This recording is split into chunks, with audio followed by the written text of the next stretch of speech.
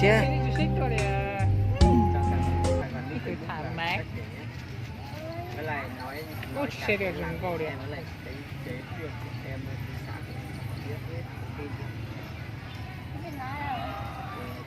Nho lưu giò. Số điện thoại của em là 09. Nho lưu giò nặng xây. Theo bàn thì Lào Cai. Có số điện thoại nha. Có. Có.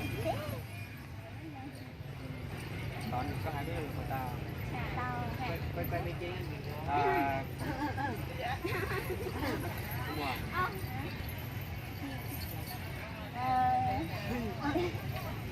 Tốt luôn mà. Chị không chứ?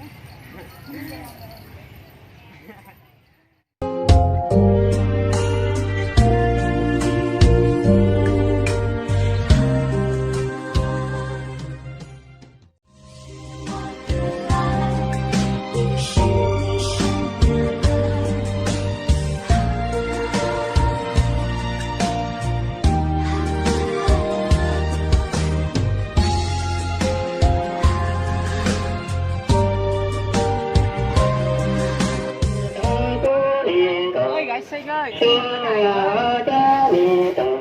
có đi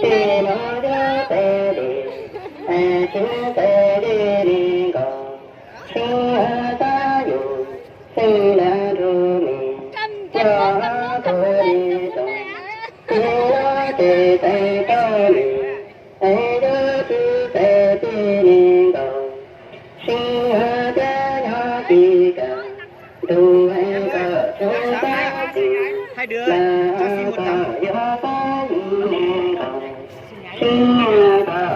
Em ơi, đây xin tấm này.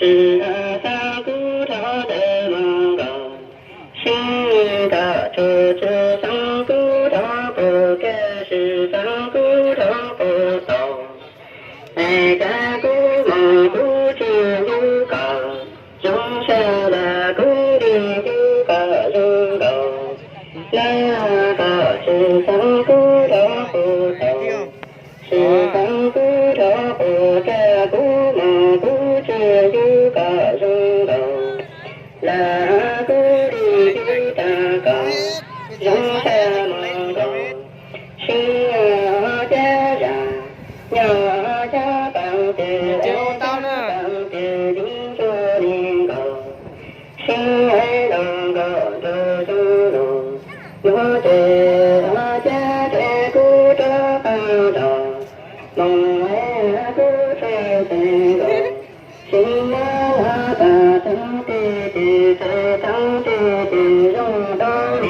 cầu xin cha già nhờ cha bằng tê tê cha Ở tầm 10, hôm nay từ đôi phần thôi à?